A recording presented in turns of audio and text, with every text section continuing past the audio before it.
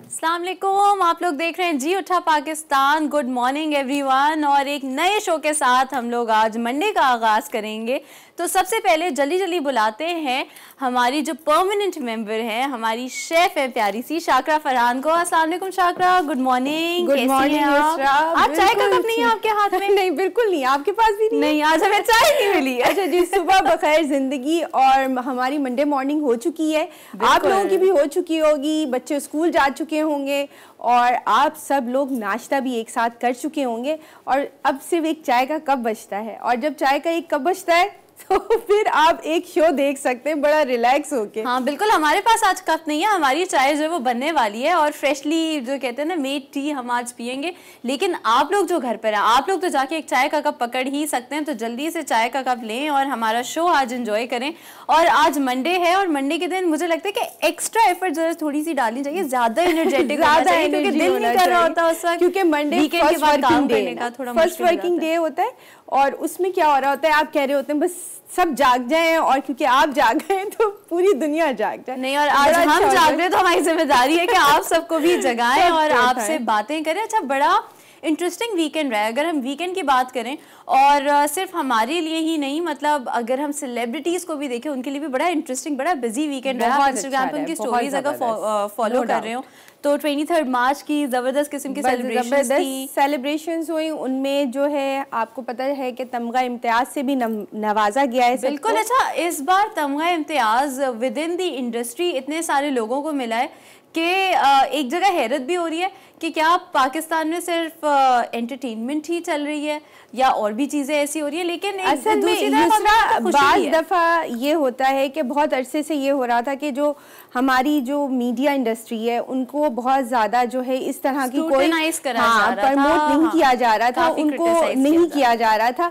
तो ये भी एक खुशाइन बात है कि जिन लोगों ने काम किया है और जिन लोगों का काम नज़र आता है उन लोगों को तमगा इम्तियाज से नवाजा गया, जिसके अंदर सज्जाद अली, महवी शयाद, वसीम अकरम, हमारे क्रिकेटर्स भी हैं ना, सरफराज है मेरे ख्याल से, बाबरा शरीफ है, शनाज बेगम है। लेकिन एक सैड न्यूज़ भी है कि शनाज बेगम जो है इस दुनिया से जो है दुनिया फ़ानी से जो है कूच कर चुकी हैं, क्योंकि अभी अभी ये न्यूज़ आई और अभी अभी मैंने देखी थी GTV के पेज पे। बिल्कुल। और जब ये मतलब पता चला था इस न्यूज़ का, क्योंकि उनको रीसेंट मतलब जो उनकी डेथ, कॉज ऑफ डेथ जो बताई गई, उनको हार्ट अटैक बताया गया, तो इतना अफसोस हुआ क्योंकि 23 मार्च भी अभी गुजरा। और 23 मार्च वो मौका होता है जब हम अपने मिली नगमों को और जो तराने होते हैं हमारे, जिनको हम सुन के बड़े हुए हैं और जिनके हर स्कूल फंक्शन में जिन पे हमने परफॉर्म किया है या गाया है, उनको वो उसको कोई उसके पायनियर, मतलब वो उस तराने को, सोनी धरती उनका जो कौमी तराना था, उसको बनाने वाला उसकी पायनियर, और फिर उनकी डेथ हो जाए तो जरा मतलब अफसोस होता है। लेकिन ये बहुत अच्छी बात थी कि उनकी जिंदगी में उनको तमगा इम्तियाज से नवाजा गया और उनको ये खुशी देखने का मौका मिला। बाकी दुनिया वाकई फ़ानी है, उसमें किसी भी एक पल का भी हमें नहीं पता कि किसी भी लम्हे कुछ भी हो सकता है। लिहाजा हम बात कर रहे थे कि लोगों को बहुत ज़्यादा जिसे कहते हैं सराहा गया है। बहुत बड़े बड़े ईसा खेलवी साहब को भी तमगा इम्तियाज मिला है इसका। हाँ। और ये तो खैर मैं बहुत खुश हुई थी जब उनको तमगा इम्तियाज मिला, और मैंने पढ़ा जैसे वसीम अकरम है, वकार यूनुस है, ये वो लोग हैं जो वाकई डिजर्व करते हैं। बिल्कुल। और इन चीज़ों से ज़्यादा ये जो हुआ है ना, इसका इम्पैक्ट ये पड़ा है कि लोग मतलब खुश, एक तो अपनी जगह खुशी अपनी जगह, लेकिन लोग मोटिवेट होते हैं कि अगर हम अपने मुल्क के लिए कुछ कर रहे हैं या कौम के लिए कुछ कर रहे हैं तो एटलीस्ट उसको देखा जा रहा है, पसंद किया जा रहा है, अप्रिशिएट किया जा रहा है, जो कि अच्छी चीज़ है, होना चाहिए, हर किसी को अप्रिशिएट करना चाहिए उनके काम के लिए। जब आप अप्रिशिएट करते हैं तो ज़्यादा बेहतर, ज़्यादा अच्छे तरीके से असल में युसरा सबके इतनी एफर्ट्स होती है। अगर हम एक अपनी ही छोटी सी मिसाल ले लें, शो को देखें तो हम जब शो के लिए आते हैं तो हम बहुत ज़्यादा अपनी फैमिलीज को और सब चीज़ों को ऑर्गेनाइज करना और लोगों को फेस करना इतना आसान नहीं होता है, बिल्कुल, जिसकी वजह से बहुत सारा आपके पीछे स्ट्रगल होती है। और जिस बिहाफ पे कि जिनको जो लोग प्रूव कर सकें अपनी सलाहियतों को, उस बिहाफ पे ये तमगा इम्तियाज दिया जाता है। बिल्कुल बिल्कुल। अच्छा, जैसे हम सारी सलाहियतों की भी बात कर रहे हैं और इस तरह की चीज़ों की बात कर रहे हैं, तो ये होता है कि मैनेज करना चीज़ें कितना एक मदर के लिए स्पेशली, एंड शाकरा आप इस बात से अग्री करती होंगी, क्योंकि घर में जब बच्चे होते हैं और फर्स्ट टाइम जो मॉम्स बन रही होती है उनके लिए काफ़ी मुश्किल होता है। तो आज के शो में अभी नहीं, थोड़ा सा एंड में शो के हमने एक सेगमेंट आज इंट्रोड्यूस करा है। न्यू जो मदर्स होती हैं उनके लिए काफ़ी सारी चीज़ें होती हैं जो आपको पता नहीं होती, उससे आप डील कर रहे होते हैं, उन चीज़ों से आपको समझ नहीं आ रहा होता कि किस तरीके से क्या चीज़ें करनी है, कंफ्यूजन बहुत ज़्यादा होती है। तो आज हमने एक सेगमेंट सिर्फ स्पेशली उन माँ के लिए भी युसरा जी उठा पाकिस्तान से आपके लिए आसान होने जा रही है कि आप उस चीज़ को फॉलो कर सकते हैं। बहुत सी सारी आपकी प्रॉब्लम्स होंगी तो युसरा को आप कॉल करके उस वक्त पूछ भी सकते हैं, क्योंकि जी उठा पाकिस्तान ये वो प्लेटफॉर्म है जो आपको दिया जा रहा है। सबके मसाइल हम हल करें और उनको किसी किस्म की इंफॉर्मेशन दें। अच्छा, जहाँ तक कॉल की बात है तो कॉल आप हमें अभी भी कर सकते हैं, हमसे बातचीत तो अभी भी कर सकते हैं। नई नई चीजें लेकर आ रहे होते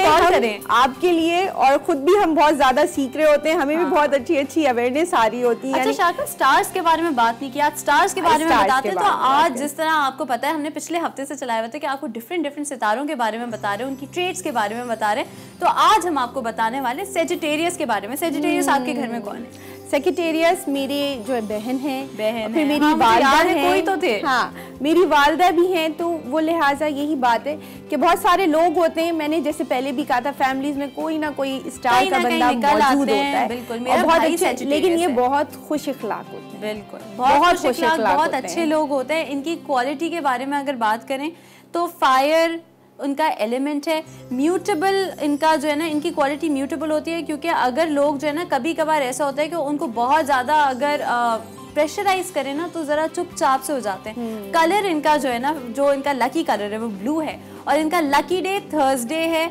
इनका जो रूलिंग प्लैनेट है वो जुपिटर है। और ओवरऑल अगर देखें कि इनकी दोस्ती सबसे ज़्यादा किन लोगों से होती है, इनकी दोस्ती होती है जेमिनी और एरीज से। और लकी नंबर्स हैं 3, 7, 9, 12, 21। और इनके 22 नवंबर से सेजिटेरियस का जो स्टार जो शुरू होता है वो 21 दिसंबर तक रहता है। अच्छा, ये लोग बहुत ज़्यादा जिसे कहते हैं ना अपने बारे में बहुत ज्यादा सोचते भी हैं, कंसर्न होते हैं हमारे बारे में, क्या उन्हें कैसा लगना चाहिए, कैसा दिखना चाहिए और वो कैसा लगते हैं, जो कि बहुत अच्छी बात है, बहुत अच्छी बात है, बहुत अच्छी बात है, क्योंकि अपने बारे में सोचना क्योंकि सबको अपना पहले ख्याल रखना चाहिए, फिर सबका भी आप ताकि ख्याल रख सके। जब तक आप अपना ख्याल नहीं रखेंगे तो आप दूसरों का आप भी ख्याल नहीं रख सकते ना, फिर दूसरों नहीं, वाकई ये भी आप दूसरों का भी ख्याल नहीं रख सकते। अच्छा, इनकी स्ट्रेंथ्स में अगर बात की ना तो बड़े जेनरस होते हैं, लोगों के लिए कुछ करना चाहते हैं कि मतलब अपनी तरफ से जो भी इनकी कुव्वत में हो वो दूसरों के लिए करते हैं, और आइडियलिस्टिक होते हैं। इनका सेंस ऑफ ह्यूमर भी बहुत अच्छा होता है, खुद हंसना पसंद करते हैं और सबको साथ हंसाना पसंद करते हैं, और सबको वो होते हैं ना लेके चलने वाले होते हैं। इनकी कंपनी बहुत जबरदस्त, हाँ वाकई बहुत अच्छी लगती है इनकी कंपनी, और आपका दिल चाह रहा होता है ऐसे लोगों के साथ वक्त गुजारें, बात करें, चिटचैट, और अगर कोई कजन है आपका तो बहुत ही जबरदस्त है। बिल्कुल। अच्छा, ये मेरे साथ मेरा भाई सेजिटेरियस है,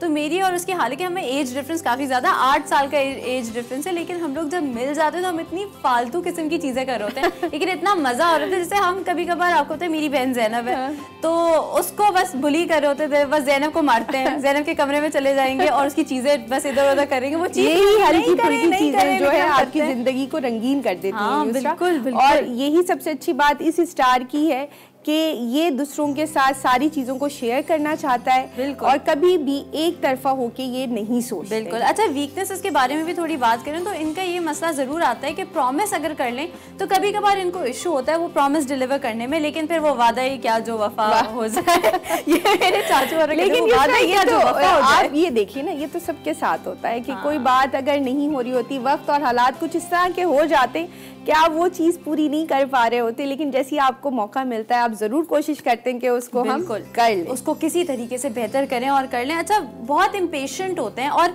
ना सुनने की इनको आदत नहीं होती, कोई इनका काम नहीं हो रहा ना तो बड़ा मसला होता है। और ये मेरे भाई के साथ भी मसला है, इसको हम कहते हैं मोहम्मद तुम्हारी मुर्गी की एक टांग है, क्योंकि वो कोई चीज़ दिमाग में आ जाए ना अगर और वो नहीं हो रही, वो ऐसे अटकता है और हम में से किसी को कुछ नहीं कहेगा, मामा के पीछे पड़ जाएगा, मतलब आपने क्यों नहीं किया, आपको मैंने बताया था, आपने क्यों नहीं किया, क्योंकि मामा कहती है मैं हाथ जोड़ रही हूँ प्लीज। लेकिन ये फिर वही वाली बात है कि ये बहुत जबरदस्त स्टार है और इस स्टार के लोग बहुत पर्सनालिटी वाइज दूसरों को बहुत एडमायर करते हैं और बहुत अच्छे होते हैं। बिल्कुल, बिल्कुल। और साथ साथ हम फिर फिटनेस की भी बात करते हैं। आज सी बात फिटनेस की जरूरी है, क्योंकि हमने जो मुहिम चलाया ना कि खुद भी पतले होंगे और बाकी सबको भी फिट देखेंगे, तो करनी तो पड़ेगी। तो शाकरा, आपने अभी तक अपने सीक्रेट्स नहीं बताया हमें, जो आप कह रही थी आप बताएंगी। मैंने सीक्रेट्स, कोई मेरा ऐसे सीक्रेट्स नहीं है दूसरा, ये है कि आपने थोड़ा सा अपना लाइफ स्टाइल चेंज करना होता है, यानी ईटिंग हैबिट के हवाले से। अच्छा, थोड़ा थोड़ा जो अर्ली मॉर्निंग आपने क्या करना है, जो मैं एक चीज कर रही हूँ वो आपसे शेयर कर रही हूँ। ग्रेप फ्रूट का जूस लेना है, उसमें 1 टीस्पून। हाँ, ये बहुत अच्छा है, लेकिन मुझे नहीं पता, मुझे ग्रेप फ्रूट का टेस्ट पसंद है,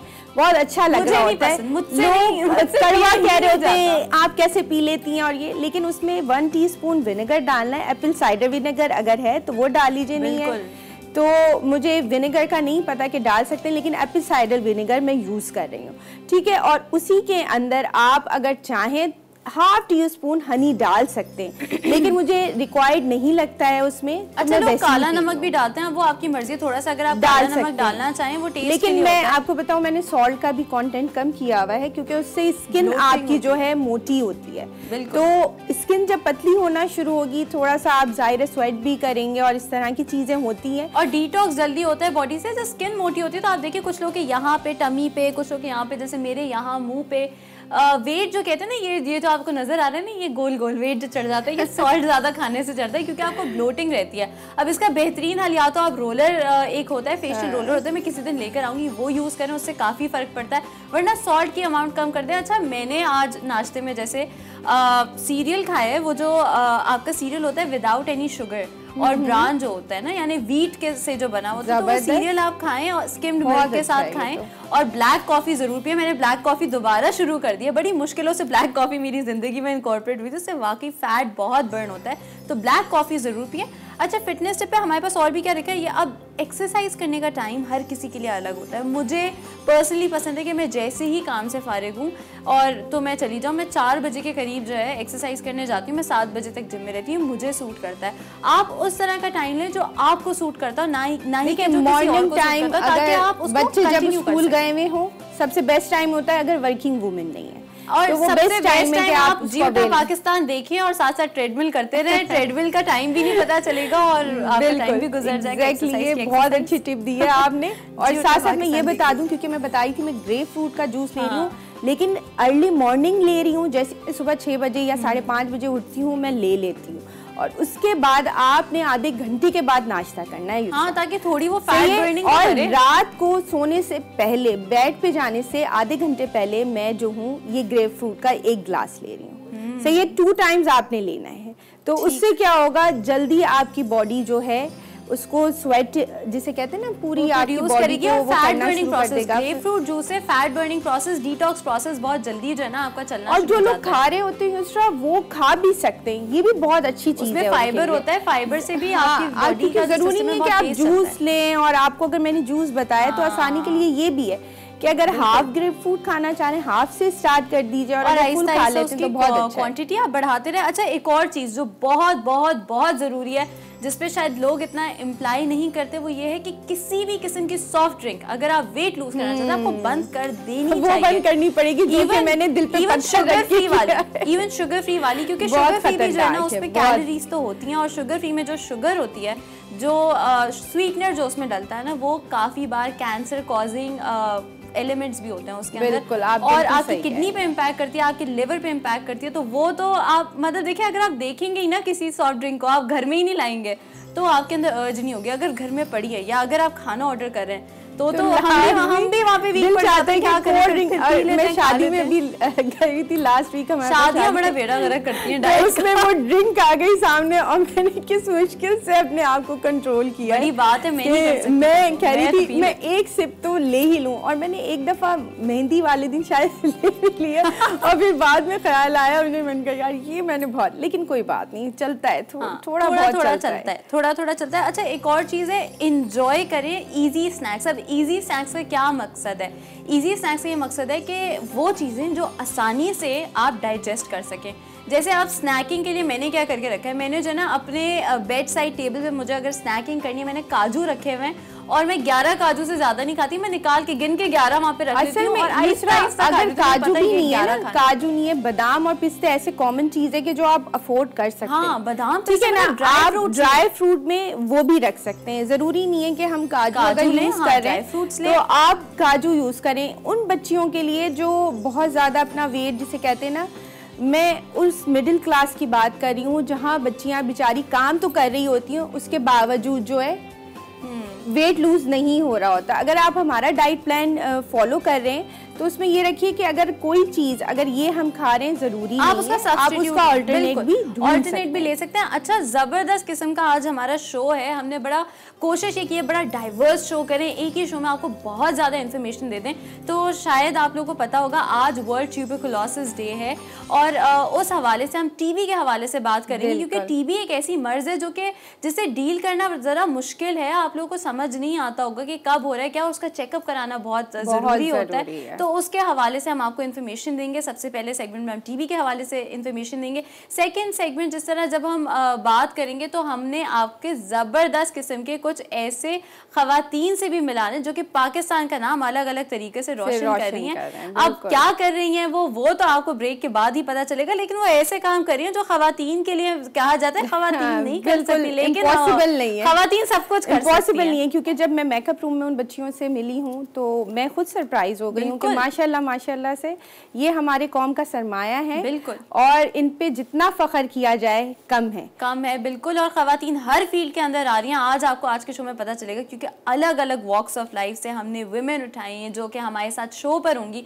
जिनसे हम बात करेंगे और उनसे मैं भी इंस्पायर होंगी और आप भी इंस्पायर होंगे। उसी के साथ साथ हम लोगों ने जिस तरह मैंने आपको बताया था कि यंग मदर्स के लिए या वो जो पहली बार अभी माँ बनने वाले हैं लोग, उनके लिए हमने एक सेगमेंट रखा है, थोड़ा क्वेश्चन आंसर्स का सेगमेंट। आप अपने कॉल करके कोई भी राय हो, कोई भी एक्सपीरियंस हो, वो भी शेयर कर सकते हैं। और उनका पेज भी है, वो भी बताएंगी वो आपको कि अगर आप हमारे पास यहाँ पे टाइम में आप कॉल्स नहीं कर सके तो उनके पेज पे भी जाके उनको कैसे बिल्कुल आप पूछ सकते हैं। बहुत जबरदस्त है और बहुत अच्छे टिप्स आपको देंगे। बिल्कुल, तो इसीलिए जब इतना ज्यादा बड़ा पावर पैक्ड शो है तो आप लोगों की भी परफॉर्मेंस पावर पैक्ड होनी चाहिए। आप लोगों ने हमें कॉल करनी है और इंटरैक्टिव सा शो करेंगे, हम आपसे बात करेंगे, आप हमसे बात करेंगे, तो बहुत सारी चीजें आपके लिए लाइंड अप है। लेते हैं एक छोटा सा ब्रेक के बाद ये सारी चीजें आपके सामने लाएंगे। देखते रहें जी उठा Pakistan.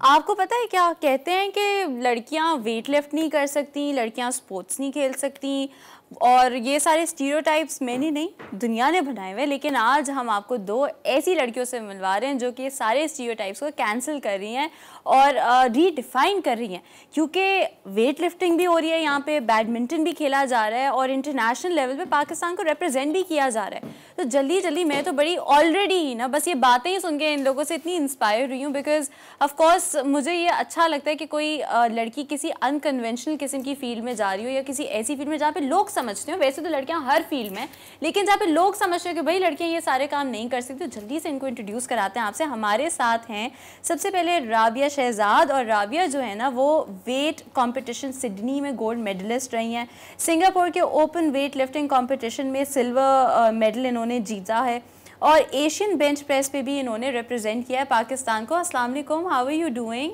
Thank you so much for being here. और ऐसे किसी को मार वार तो नहीं दोगी ना आप हमारे सेट से? सबको डरना चाहिए, लोग सब कह रहे हैं ओहो इतना ज़्यादा वेट लिफ्टिंग और लड़कियां जो है ना वो नहीं कर सकती, तो it's very nice that you challenging this stereotype. अच्छा, इन्हीं के साथ राबिया के साथ हमें ज्वाइन किया है माहूर शहजाद ने। माहूर जो है वो नेशनल चैम्पियन रही हैं बैडमिंटन की पाकिस्तान में since the past 3 consecutive years, और इनको जो रैंकिंग इनको मिली है 192 इन द वर्ल्ड, वो शायद पाकिस्तान में किसी भी फीमेल बैडमिंटन प्लेयर को नहीं मिल चुकी है। पाकिस्तानी प्लेयर हैं और एशियन ओलंपिक्स 2020 में भी पाकिस्तान को रिप्रेजेंट करेंगी। Winner of Pakistan international series 2017। अस्सलाम वालेकुम, thank you so much for being here. और बैडमिंटन खेलने का आपको वैसे शौक कैसे हुआ? ऐसे था कि मेरे पापा जो है उन्होंने जूनियर लेवल तक बैडमिंटन। अच्छा, मुझे एक बात बताएं, दोनों like you both are related to sports और लिफ्टिंग, और कहीं ना कहीं वहाँ पे एनर्जी यूज होती है, लाइक वेरी एनर्जेटिक, तो ऐसा क्यों लग रहा है कि जिम मैं ही अकेली जाती हूँ, बैडमिंटन भी मैं ही अकेले खेलती हूँ, दोनों ऐसे डल क्यों लग रहे हैं? नाश्ता नहीं किया आज दोनों? नहीं, अभी हम लोग सुबह ट्रेनिंग कर आए हैं। ट्रेनिंग करके आते हैं, एनर्जेटिक होना चाहिए ना। लाइक मैं तो जब भी जिम करती हूँ उसके बाद I feel so energetic, I don't know, maybe it's that's I guess during the course of the interview आपको पता चलेगा हम एनर्जेटिक हैं। अच्छा, आर यू गाइज रिलेटेड? जबरदस्त यार, मतलब दैट्स रियली नाइस। तो व्हिच वंस ओल्डर? अच्छा, मुझे ज्यादा डिफरेंस नहीं लग रहा, आप लोगों में डिफरेंस कितना है? 1.5 इयर्स का डिफरेंस है। तो लड़ाइयाँ तो होती होंगी बहुत लड़ाइयाँ ज्यादा। किस बात पे लड़ाई होती है? तुम इसका वो वे प्रोटीन तो नहीं पी लेती? वे प्रोटीन पी लिया। ज्यादातर हमारी मतलब ये मेरी चीजें इस्तेमाल करती है जिससे बिना पूछे। छोटी बहनें यही करती है वैसे, हाँ, लेकिन बिना अपनी बहन की चीजें इस्तेमाल करती। पहले हम लोग सबसे ज्यादा वो थे क्लोज थे, हमारी सबसे बड़ी बहन भी है। तो जब उसके साथ लड़ाई होती थी तो हम दोनों का पैर होता था, हम उसके अगेंस्ट लड़े होते थे। लेकिन जब से हम ये स्पोर्ट्स के अंदर गए, कंपेटिटिव फील्ड्स में गए, और जब इसको आई गेस अचीवमेंट मिलती है तो मुझे थोड़ा होता है, तो जेलसी होती है। बल्कि ये स्पोर्ट्स इसलिए शुरू किया क्योंकि इसने देखा कि माहूर का घर पे बहुत नाम हो रहा है, पापा मामा दोनों माहूर कर रहे हैं, तो इससे उसको काफी जेलसी फील हुई। अच्छा, Mahur your name is so unique, मतलब माहूर मैंने पहले नहीं कभी सुना हुआ, तो आपके नाम का मतलब क्या है? इसका मतलब है चांद की हूर, मतलब खूबसूरत। ओह वाह, काफी यूनिक नेम है, पाकिस्तान में किसी का नाम नहीं है। नहीं, मानूर तो बहुत सुना है, माहूर मैंने कभी सुना, इसलिए मैंने जब राबिया आई थी ना मैंने कहा नाम ये क्या है, जिसने कहा माहूर, मैंने कहा अच्छा माहूर सही है। नहीं, इसका बर्थ सर्टिफिकेट पे माहनूर लिखवाया गया था, लेकिन इसको माहनूर नाम पसंद नहीं था, तो फिर इसका इवन बाद में जाके फिर एन हटा दिया क्योंकि घर में इसको सब माहूर ही बोलते थे और इसको पसंद भी है। जैसे मेरा नाम राबिया है स्पेल करने में, लेकिन घर में मुझे सब रबिया बोलते हैं, तो हम दोनों के साथ ये है कि हमारे अच्छा ये राबिया का भी बड़ा चलता है। मेरी एक दोस्त उसका भी नाम राबिया, तो कहती नहीं Rabia my name is Rabia, हर वक्त वो कहती रहती है। तो ये तुम दोनों के साथ नाम में फिर मसले होते हैं, इसको मानूर बहुत कंफ्यूज करते होंगे, तुम्हें राबिया बोलते होंगे। अच्छा, तो ये सबसे पहले आई थिंक माहूर से ही पूछा, इट्स ओनली फेयर इनफ, क्योंकि पहले वो इस इंडस्ट्री में स्पोर्ट्स की और उसमें आई थी, तो कैसे आपने आपकी जर्नी कैसे स्टार्ट हुई? हमारे जो पापा है वो खुद ही एक स्पोर्ट्स पर्सन है, तो वो अभी तक इस एज में 56 इयर्स की एज में वो अभी तक अपनी ट्रेनिंग करते हैं, और रोइंग के जो कॉम्पिटिशन होते हैं इंटरनेशनल उसमें पाकिस्तान को रिप्रेजेंट करते हैं। तो क्योंकि वो खुद ही एक स्पोर्ट्स पर्सन थे, तो उन्होंने सोचा हुआ था कि जो मेरे बच्चे होंगे मैं उनको भी स्पोर्ट्स में डालूंगा। तो 6-7 इयर्स की जब एज में थे हम लोग, तो पापा के साथ एक्सरसाइज करते थे, रनिंग करते थे। उसके बाद 11 इयर्स में स्ट्रीट्स में खेलना शुरू किया बैडमिंटन। फिर मैंने, मेरी बड़ी बहन और मैंने हमने क्लब में, एक सनसेट क्लब है वहाँ पे खेलना शुरू किया। सुबह में पापा ट्रेनिंग कराते थे, शाम में किसी कोच से हम लोग ट्रेनिंग लेते थे। इसी तरह फिर हम लोग स्पोर्ट्स में आ गए। 13 इयर्स की थी तो first time under-19 national championship में पार्टिसिपेट किया था, फर्स्ट टाइम कर लिया था। अच्छा, तो ये पहली जीत कैसी थी? क्योंकि पहली जीत सबको याद रहती है, यानी कोई भी चीज़ हो, किसी भी किस्म की अचीवमेंट हो। मेरे आई थिंक पहली जो जिंदगी की पहली अचीवमेंट थी ना, मेरे 2 A स्टार्स आए थे, मैं उसको अभी तक नहीं भूल सकती। आई डिडंट एक्सपेक्ट कि मेरे A स्टार्स आएंगे। अब मैंने क्या, मेरे स्कूल में भी किसी ने एक्सपेक्ट नहीं किया था कि A स्टार्स आएंगे, तो उसको मैं नहीं भूल सकती। तो हाउ डिड इट फील? जो हम लोग फर्स्ट टाइम जब अंडर-19 नेशनल चैंपियनशिप में पार्टिसिपेट करने गए थे, तो उस वक्त मैं 13 इयर्स की थी और मेरी बहन 15 इयर्स की थी। तो मामा पापा ने सोचा नहीं था कि फर्स्ट टाइम मैं तो विन नहीं करेंगे, पहली बार। हाँ पहली बार है, चलो एक्सपीरियंस के लिए जाने हैं तो कुछ नहीं होता, हार भी जाए तो कोई मसला नहीं है। लेकिन मेरा सेमीफाइनल्स काफ़ी टफ हुआ था और मैंने वो अनएक्सपेक्टेडली उस लड़की को 3 सेट में हरा दिया। तो मेरे पापा और मेरे पेरेंट्स के लिए तो काफ़ी सरप्राइज की बात थी। और फिर मेरा फाइनल मेरी अपनी बहन के साथ आया था। राबिया, तुम्हें उससे कैसा लगा था? मतलब जैसे like you were telling me कि माहूर माहूर माहूर, ये बता के तुमने तो कुछ नहीं बोला, माहूर बताई थी, माहूर माहूर माहूर होता। How did you feel at that time कि भाई मतलब जीत भी गई? आपके मतलब लोग सोच भी नहीं सकते होंगे कि जो बहन जो कुछ भी ना करी हो, जिसका लेवल कुछ ना हो, उसके लिए वो कितना बड़ा एक प्रेशर टाइप और कितनी बुरी चीज होती है कि उस वक्त से जो जेलसी शुरू हुई थी, मतलब मैं इनके खुद बैठ के स्कोरिंग करती थी। अच्छा बड़ी बात है कि ये चीज अग्रीइंग के जेलसी, क्योंकि मेरे साथ भी बहुत होता था। मैं अपनी बहन से, मतलब my sister was always better at studying, तो मुझे होता था यार, एक तो छोटी थी मुझसे 4 साल, मुझे होता था ये क्यों इतना अच्छा पढ़ लेती है। मैं कई बार उसको कहती थी तुम्हारे पास कोई काम नहीं है और तुम पढ़ती रहती हो। हालांकि वो ऐसा नहीं था हर वक्त पढ़ती रही, लेकिन उसके बाद मैंने कहा नहीं भाई, अपने ग्रेड्स इंप्रूव करने हैं। और जब ये वापस आ रही थी जीत के एयरपोर्ट के ऊपर, जब ये आई वापस, तो उनको बड़ा ग्रैंड वेलकम दिया। अच्छा घर पे ऐसे होता था इसकी तरह बनो, इसकी तरह बनो, क्योंकि मेरी फैमिली में होता है कोई भी कुछ भी हो जाए ना, पापा इसको नंबर 1 कहते थे, she is number 1 in sports. अच्छा पापा के लिए था, लाइक नहीं ये कैसे हो सकता है, पापा के लिए कैसे नंबर 1 हो सकती है। अच्छा तो वेट लिफ्टिंग, मतलब normally girls don't want to go for weight lifting. हमारे बहुत मिसकंसेप्शंस है। मैं तो चलो वेट लॉस के लिए करी हूँ या जो भी है, लेकिन लोग सोच रहे लड़कियां नहीं वेट उठा सकती, वेट उठाएं तो मसल्स बन जाते हैं। हालांकि मेरे जरा भी मसल्स नहीं है, आपको पता है। मेरे मुझे भी देख सकते हैं, मेरे भी नहीं है। नहीं मुझे लगता है इफ यू फ्लेक्स तो होंगे, बट लेकिन वो नहीं है जो हमारी लड़कों की तरह बॉडी बन जाएगी। वो तो वैसे भी कॉन्सेप्ट बन सकती, वो तो अगर जब तक लड़के स्टेरॉइड्स ना ले तब तक नहीं बनते मसल्स। अच्छा एब्स है, हां 3-4। I really want to get abs. अच्छा तो किसी लड़की को अगर वेट लिफ्टिंग में आना हो, क्योंकि मेरे जिम में भी एक लड़की है, हर नेम इज तानो उसको मैं कहती हूँ, आई डोंट नो, टीना है शायद उसका नाम। उससे बहुत इंस्पायर होती हूँ, बिकॉज वो नेशनल लेवल पे या कहीं पे नहीं करी, but she actually loves body building and weight lifting. तो मुझे लगता है लड़कियों को इन अनकन्वेंशनल फील्ड्स में भी आना चाहिए, जो लोगों को लगता है उनके हिसाब की नहीं है, but inspiration to so many people. तो किस तरीके से तुम्हारा ट्रेनिंग प्रोसेस कैसे चलता है, क्या और खाने पे क्या रोक टोक होती है? खाने पे आई गेस सबसे ज्यादा वेट लिफ्टर की रोक टोक होगी, जितना लोगों को लगता चाहिए होती है ना, क्योंकि आपने जो खाना है ना, आपने, क्योंकि हमारी एक तो बॉडी वेट कैटेगरीज होती हैं, हम ये नहीं कि बहुत ज्यादा अपना वेट बढ़ा सकें, जो एक आपके मिथ है कि वेट लिफ्टर होगा तो बहुत ज्यादा मोटा होगा, तगड़ा होगा, चंकी नहीं, ऐसा भी नहीं होता। और जो आपने खाना है वो ऐसा होना चाहिए कि आपको एनर्जी दे, अच्छी खासी energy they. So it has to be something healthy. तो क्या what is your breakfast like or what is your lunch like, क्या होता है? My breakfast has like porridge and nuts. हाँ, एंड उसके बाद फिर जो लंच होता है उसमें रॉ वेजिटेबल्स का पोर्शन होता है, उसमें आई टेक होल व्हीट रोटी, मेरी रोटी हमेशा होती है because I need carbs. And उसके साथ प्रोटीन का जो मेरा लेवल है वो बिल्कुल नॉर्मल है, लाइक नॉर्मल। बहुत ज्यादा बने ये सोचना कि प्रोटीन बस प्रोटीन खाते रहे बिकॉज अगर आपने कार्ब्स को एलिमिनेट कर दिया तो आप ट्रेनिंग के दौरान फेंट हो जाएंगे, जो मैं हो चुकी हूँ, क्योंकि जो हमारा मिथ है protein I went for that and I fainted during lifting. तो कार्ब्स आर रियली इंपॉर्टेंट। उसके बाद जैसे ट्रेनिंग से पहले होता है, ट्रेनिंग से पहले बहुत इंपॉर्टेंट डाइट चाहिए होती है, बिकॉज आपको एनर्जी चाहिए। तो उसमें मेरा फ्रेश ग्लास का जूस होता है, उसके साथ बनानास होते हैं, उसके साथ कैल्शियम सिरप होती है। अच्छा बनानास आर वेरी गुड। अगर आपको मतलब ट्रेनिंग करनी है, स्पेशली एक्सरसाइज करनी है, अगर आप बनानास खाएं, 2 बनानास भी खा लें, उसके बाद वो आपको एनर्जी देता है। With in half an hour आपके अंदर या ब्लैक कॉफी पी लें। ब्लैक कॉफी से भी बहुत नेक्स्ट लेवल वर्कआउट होता है। पीपल हमारे यहाँ पे एक मिथ ये भी है that caffeine is bad for health, जबकि कैफीन आपको देती है, आपको it actually stimulates your brain, it's actually good for your health. बिल्कुल इट रियली है। अच्छा तो ये जब you went to your mom and dad and you said कि मुझे मतलब वेट लिफ्टिंग करनी है, तो व्हाट डिड दे से? क्योंकि बल्कि you will be more honest about it. Mahur आप बताओ उन्होंने कहा क्या था? मामा तो इसको कहती है तुमने कैसा क्या चूज कर लिया वाला, ये तो मजदूरों वाला है, बट्टे उठाओ, मतलब इससे तो ये मजदूर होते हैं कि वो इतना। अच्छा मजदूरों के भी एब्स होते हैं, लेकिन ये बात होती है क्योंकि वो अपनी बैग पे जो चीजें उठा के फिर चल रहे होते हैं, उनकी भी बॉडी काफी सही ठीक ठाक होती है। पहले तो मैंने जब वेट लिफ्टिंग स्टार्ट की थी, तो वेट लिफ्टिंग में हम ऊपर लेके जाते हैं वेट और नीचे फेंक देते हैं, तो मैंने अपने गार्डन में शुरू किया था। तब मुझे परमिशन नहीं थी घर के अंदर सारा सामान लेकर आने की। तो जब मैं गार्डन में फेंक देती थी, मेरी मामा कहती थी, माली आके कहता है किसी ने इसके ऊपर मतलब इसके ऊपर क्या साइकिल चलाई है। सारे गार्डन मेरा खराब। हर घर का मसला है। मुझे भी कभी कुछ ऐसा, खैर मैं वेट लिफ्टिंग तो नहीं करती, लेकिन वहाँ जिस तरह गार्डन पे मैंने वो लगाया हुआ, वो जो डंडा नहीं होता just to like do pull ups मुझसे नहीं होते हैं, हालांकि मैं प्रैक्टिस करती थी। अब जब आप जंप करते हैं ना तो वहाँ पे पैर के निशान पड़ जाते हैं, तो माय माली used to get so offended कि भाई ये क्या है, मैं यहाँ पे घास उगा कर जाती हूँ, ये लोग जंप करते हैं, घास वाली सेम थिंग। तो इतना उसको, और मैं कहती थी क्या मतलब है, मतलब करनी, मेरा गार्डन है, कुछ कर नहीं सकती इसके अंदर। लेकिन ये there was so much of criticism कि I give up weight lifting at that time. It was like 4 years back. उसके बाद ये फिर घर के अंदर आ गए, घर के हमारे लाउंज का आदेश में बिगाड़ दिया। फिर मैं वापस आई हूं तो बहुत फोर्स के साथ आई हूं, फिर मैं घर में सीधा घुस गई। हमारे घर की टाइल्स टूटने लग गई। फिर ये हम आजकल ये तो फेंकती नहीं ना आराम से।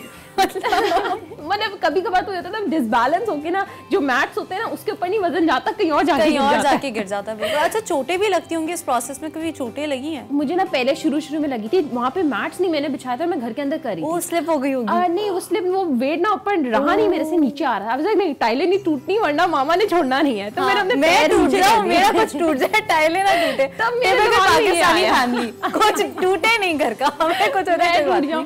सीरियसली मैंने अपने जो शिन्स हैं उनके ऊपर वेट ड्रॉप कर दिया था, तो उसके ऊपर निशान आए थे, लेकिन आई वाज लाइक टाइलें नहीं तोड़ने दूंगी। सही बात है। अच्छा, तो how is your training like Mahur?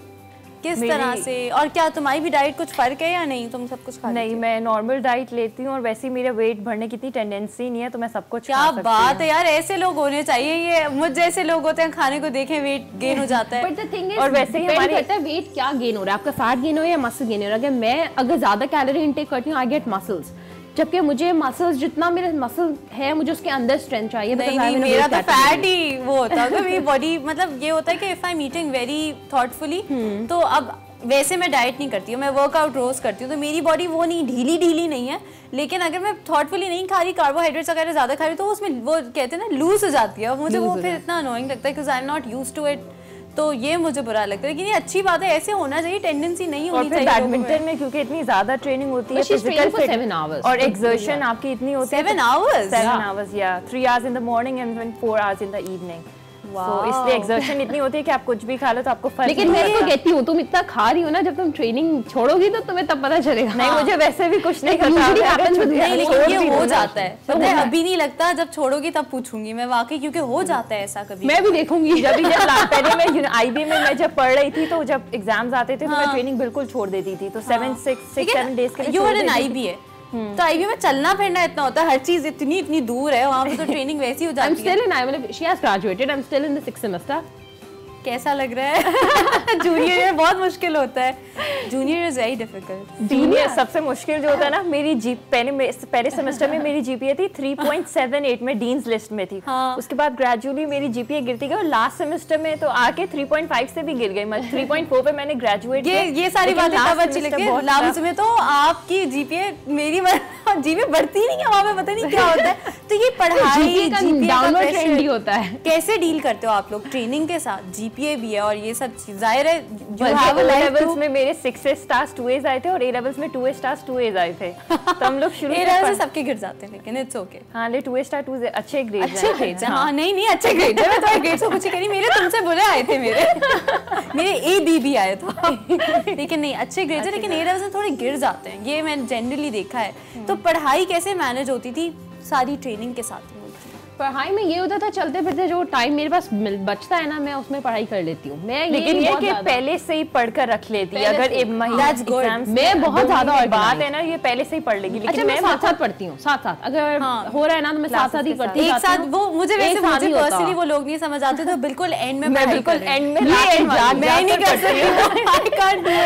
मुझे तो जब तक टेंशन नहीं होती ना कि नेक्स्ट डे एग्जाम है, तब तक मुझसे पढ़ा नहीं जाता। मैंने आज तक एक रात नहीं जागी एग्जाम के लिए। अच्छा, मुझे तुम लोग के साथ इतना मजा आ रहा है बात करके, क्योंकि बिल्कुल ऐसा लग रहा है कि I am just sitting in my lounge and talking to 2 girls जो मेरे घर आई हुई हैं, और उम्मीद है आप लोगों को भी मजा आ रहा है। और ये सारे हम लोग जो एंजॉयमेंट में ना भूल गए कि शाकरा जो है ना बेचारी हमारी किचन में है। So over to you Shakra, क्या कर रही हैं, क्या चल रहा है? आप हमारी बातें नहीं एंजॉय कर रही हैं, आज काम में लगी हुई हैं। आप बातें भी एंजॉय कर रही हैं युसरा, लेकिन मुझे अपना काम भी यहाँ खत्म करना है और आपको बना के दिखाना है कि आज हमारे पास क्या बन रहा है। क्या बन रहा है? बहुत टैलेंटेड बच्चियाँ हैं दोनों, जैसे मैंने प्रोग्राम के शुरू में कहा था कि हमारे लिए बहुत फख्र की बात है कि हमारी बच्चियाँ जो लोग ये समझते हैं कि कुछ नहीं कर सकती और बच्चियों को ये काम नहीं करना चाहिए, ऐसा नहीं है। दुनिया में नाम रोशन करना एक बहुत ही, जिसे कहते हैं ना, आपके लिए एक बड़ा प्राउड फील होता है। बिल्कुल। और पेरेंट्स तो वाकई ये प्राउड मूवमेंट होता है जब बच्चियां इस तरह से किसी चीज़ को रिप्रेजेंट करें पाकिस्तान के हवाले से। बिल्कुल। तो यही है, best of luck both of you.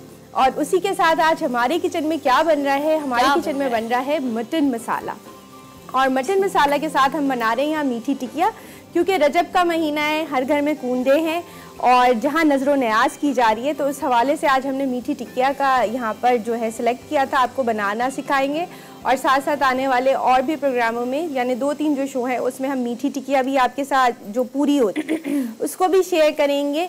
आप इसकी रेसिपी नोट डाउन कर लीजिए। हम मीठी टिकिया यहाँ पे बना रहे हैं। हमने यहाँ पर लिया है 2 कप मैदा, उसके अंदर मैंने 1 कप चीनी ली थी और उसको पीस लिया था। पीस के आपने उसको पूरा 1 कप को लेके पीसना है और फिर इसके अंदर शामिल कर देना है।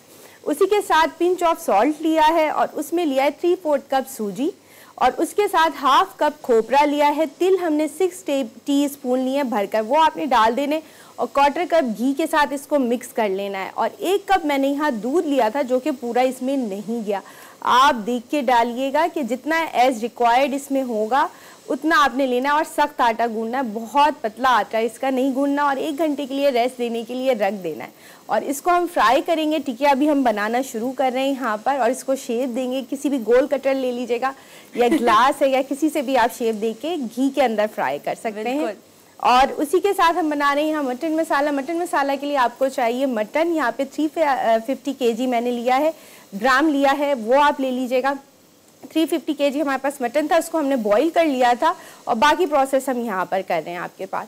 हमने क्या किया है, ऑयल लिया है 1/4 कप, उसके अंदर अदरक लहसुन का पेस्ट 1 टीस्पून लिया है, 1 टीस्पून लाल मिर्च पाउडर लिया है, 1 टीस्पून कुटी हुई लाल मिर्चें ली हैं, 1 टीस्पून हमने ज़ीरा पाउडर लिया है और उसी के साथ हमने लिया है धनिया पाउडर 1 टीस्पून।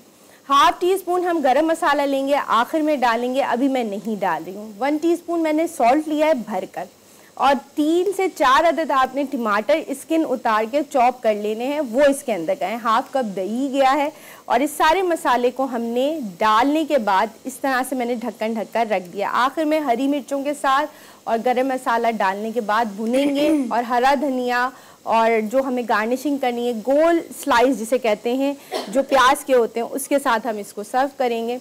और ज़रूर बनाइएगा, अपना फीडबैक ज़रूर दीजिएगा, बहुत मज़े की बनती है ये। बिल्कुल, फीडबैक जो है ना आपका, हम आपको जैसे पता है हम कंसिडर हमेशा करते हैं और हमेशा यही होता है कि आप कोई ना कोई फीडबैक दे दो, हम उसमें ज़रूर इम्प्लीमेंट करते हैं। अच्छा, यहाँ पर मैं कॉल भी कर सकते हैं, जल्दी जल्दी आप कॉल करें और हमसे बातें करें, कुछ शेयर करना है तो करें, इन लोगों से कुछ पूछना है तो पूछें, क्योंकि आई एम श्योर ऐसी बहुत सारी लड़कियाँ होंगी जो कि शायद वेट लिफ्टिंग करना चाहें या बैडमिंटन वैसे भी प्रोफेशनली आगे खेलना चाहें। IBA से जब पढ़ रहे हो तुम लोग, तो आगे फिर क्या प्लान है? क्या मतलब क्या what degree are you guys doing? आपने क्या किया था? BS अकाउंटिंग एंड फाइनेंस में ग्रेजुएट किया है। My god, accounting and finance में तो मेरा जो IB की सबसे मुश्किल डिग्री है वो, जो मुझे लाइक मेरी कजिन अकाउंटिंग एंड फाइनेंस पढ़ी है, वो हर वक्त पढ़ती रहती है। बहुत मुश्किल कोर्सेज है, फाइनेंशियल रिपोर्टिंग, टैक्सेशन, काफी डिफिकल्ट। मुझे मत बताओ, मुझे रोना आ रहा है सुन के ही रोना आ रहा है। BBA तो BBA में जो ज्यादा कोर्सेज हैं वो बिकॉज आई लाइक नंबर्स में भी, तो जो ज्यादा है वो थ्योरी बेस्ड है, तो उसमें रट्टा रट्टा रट्टा लगाते रहो, तो उसमें बहुत ज्यादा टाइम लगता है रट्टा लगाने में। वरना आप जब नंबर से खेल रहे हो तो आप चिल होके कर सकते हो। चिल होके नहीं कर सकते, उसको नंबर्स को समझना बहुत मुश्किल लगता है। मैं दोनों नहीं कर सकती, मैं आई एम राइटिंग पर्सन, मैंने सोशल साइंसेस किया है, तो I guess writing and speaking में बहुत ज्यादा पढ़ना, रीडिंग बहुत ज्यादा सोशल साइंसेस में एनालिसिस है, उसमें एनालिसिस समझ आ गया ना, तो इतना कुछ मुश्किल नहीं है। लेकिन अकाउंटिंग एंड फाइनेंस के साथ badminton, I mean good job. मेरा प्लान था CA करने का और मैंने जो अपनी कॉर्पोरेट इंटर्नशिप है वो EY में की, अर्नेस्ट एंड यंग में। अच्छा। तो जो 6 वीक्स का पीरियड था, तो उसमें मुझे पता चला कि अगर CA करना है उसके साथ बैडमिंटन को कंटिन्यू करना बहुत मुश्किल हो जाएगा, क्योंकि 3 इयर्स की तो आर्टिकलशिप करनी है और उसके साथ जॉब के साथ बैडमिंटन को मैनेज करना। लंबी लंबी सिटिंग होती है CA में। वैसे जब ये A लेवल्स में होती थी ना, ये कहती थी मैंने सिमा भी करना है, मैंने CA भी करना है, जितनी भी अकाउंटिंग की डिग्री होती है कहती ये सारी करनी है मैंने। तो कहती हां देखूंगी, तुम करोगी क्या? असल में O लेवल्स और A लेवल्स के अकाउंट्स डिफरेंट होता है, फिर रियल लाइफ में जाके बिल्कुल ही डिफरेंट होता है।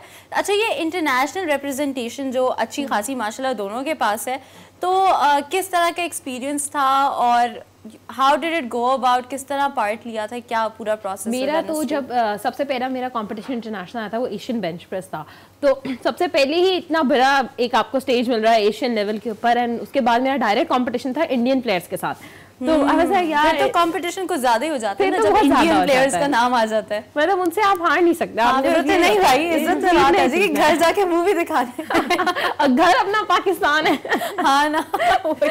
तो ये था कि हमारे 3 हमें अटेम्प्ट्स मिलती हैं, तो जो मेरा पहला अटेम्प्ट था आई वेंट फॉर 50, वो मेरा क्लियर हो गया। तो मेरा ज्यादा एम था गोल्ड के लिए, गोल्ड जो कजाकिस्तान का आया था। I went for 55 second lift में and somehow it got failed. I was very shocked कि ये क्यों फेल हो गई। थोड़ा मोरल भी डाउन होता है ऐसे एकदम से। मतलब 3rd अटेम्प्ट में तो मेरे से जरा भी नहीं हिला वजन, इतना ज्यादा हो रहा है। तो उसके बात जब इंडियन प्लेयर्स जा रही थी अपनी 50 वाली अटेम्प्ट करने, तो उनमें से एक की 50 अटेम्प्ट पास हो गई थी। मतलब गई मैं तो, हाँ, गई मैं उसका जो बॉडी वेट था वो मेरे बॉडी वेट से कम ज्यादा था, तो मैं बॉडी वेट की बेसिस के ऊपर उससे जीत गई थी। चलो पतला होना वाज वेरी क्लोज। उसके बाद मेरा next competition weight lifting competition था। That was my first ever weight lifting competition. वो जो सिंगापुर में जो हुआ था, दैट वाज इन ऑस्ट्रेलिया। और उसमें जाके मैंने सीधा गोल्ड लगाया। And then recently I went for a competition Singapore के अंदर। उस कंपटीशन के अंदर खास बात ये थी कि मैं बिल्कुल अकेली ट्रैवल कर रही थी, मेरे साथ मेरे मामा पापा में से या फैमिली में से कोई भी नहीं था। I was travelling totally alone. I participated. ठीक है ना, फिर पार्टी भी की होगी साथ साथ। अच्छा Maru, I would want you to, मैंने उसका नाम ही चेंज कर दिया, मारू मेरी दोस्त है, मारू को उसका नाम है, उसको मैंने मारू बना दिया कुछ। मारू, आई वुड वांट कि आप जो जितने लोग यहाँ पे जो यंग लड़कियाँ आपको देख रही हैं उनको ज़रा एक मैसेज दे दें जल्दी से, you know regarding your journey, या किस तरीके से उनको आगे बढ़ना चाहिए, वेरी क्विकली। मैंने जो प्लेयर्स में जो लैकिंग देखा है फीमेल जो प्लेयर्स हैं वो ये है कि वो कोर्ट ट्रेनिंग करती हैं लेकिन फिजिकल फिटनेस पे इतना तवज्जो नहीं देती हैं, जबकि फिजिकल फिटनेस भी उतनी ज़रूरी है जितनी आप कोर्ट में ट्रेनिंग करते हैं।